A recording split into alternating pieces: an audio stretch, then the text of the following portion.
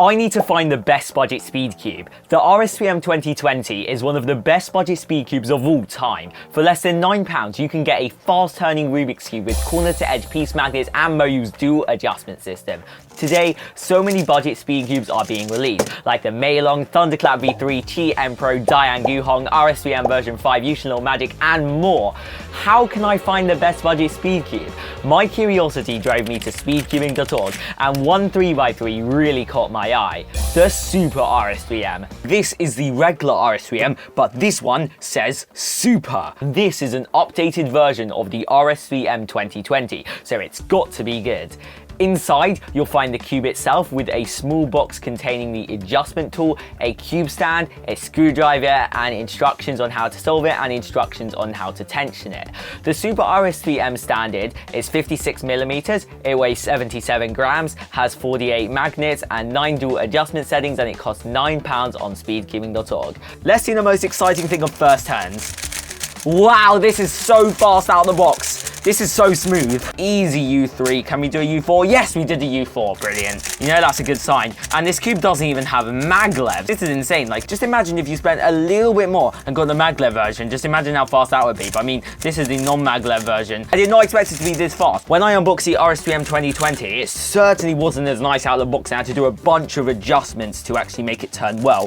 Out of the box, this cube felt a lot nicer than the RS3M 2020. It had all the great features we've seen in previous versions, but when turning it, it feels more blocky. I think this is a huge advantage as it significantly improves the stability, allowing you to turn fast on a controllable cube. This also gives the Super RS3M 2022 a nice tactile feel, making the turning more satisfying. This is just out of the box performance, and it's already getting me a sub 7 time, sub 10 averages consistently out of the box. Not bad, and this cube does feel very tactile. This is as a result of stronger magnets and the pieces being designed differently.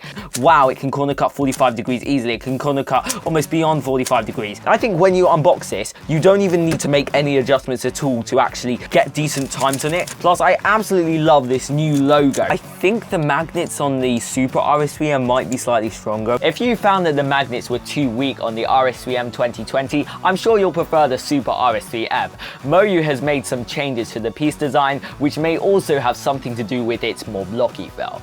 Adjusting this puzzle is extremely easy.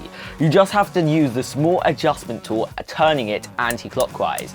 There are 9 options for how loose or tight you want it to be. Let's see how tight this cube can become. For such an affordable cube to offer so many adjustment settings is amazing. Choosing your favorite setting is a personal preference. I will say this does feel a bit tight. Let's move it back to the setting it was on before. I'd recommend first trying out setting 1, then setting 9, and you can go somewhere in the middle depending on which setting suits your turning style the best. Yeah, and now it feels so much looser. I do really like it being loose because it's fast, but then again, I do want to have some control with it being tight. So I'd like to go somewhere in the middle. I think I'm going to move each one 3 clicks. 1, 2, 3. I think I'll keep it like this because this feels loose to the point where I can turn it really fast, but it doesn't feel too fast that it's uncontrollable. Unfortunately, you can't adjust the magnet strength.